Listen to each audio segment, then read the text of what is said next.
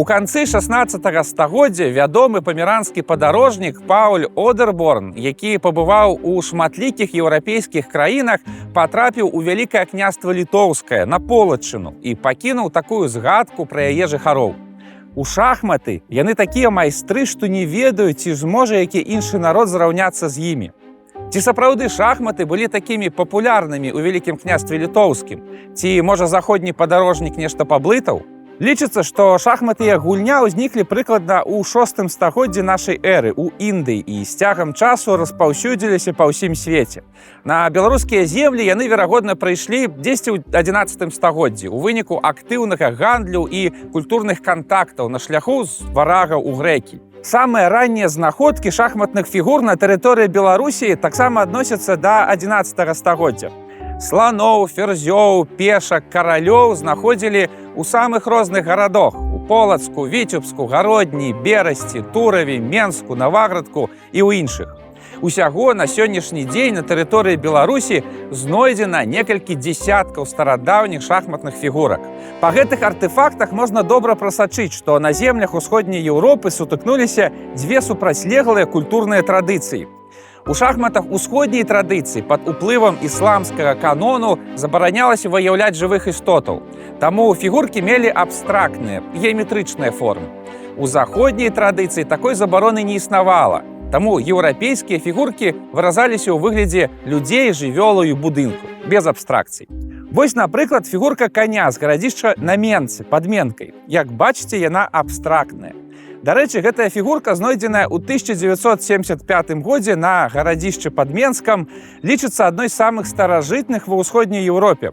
Яна датуецца сярэдзіны 11 стагоддзя. Альбо паглядзіце на гэту фігурку ладдзі з копасі. Гэта 11-12 стагоддзе. Вельмі элегантная, але таксама абстрактная форма.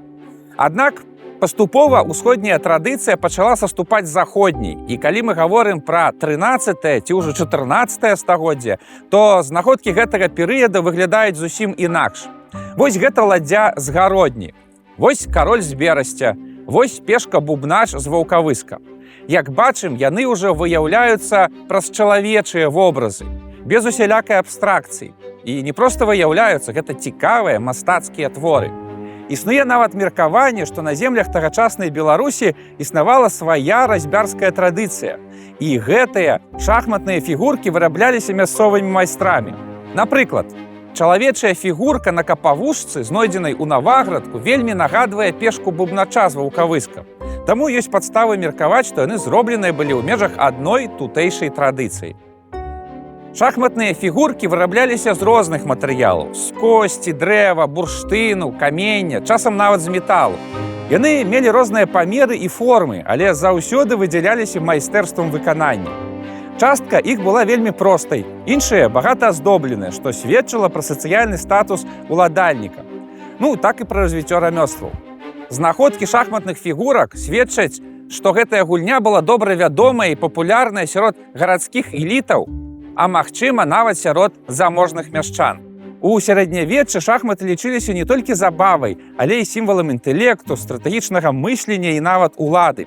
У еўрапейскіх гарадах шахматы былі часткай рыцарскай культуры. І, як бачым, землі полацкага княства, а пазней ВКЛ не сталі выключэннем. Прычым у шахматы, відаць, гулялі шырокія пласты грамадства.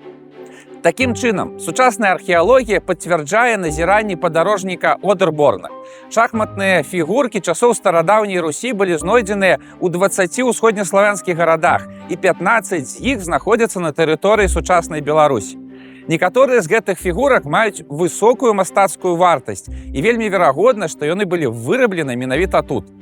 Усё гэта сведчыць пра тое, што шахматы займалі важнае месца ў жыцці нашых продкаў.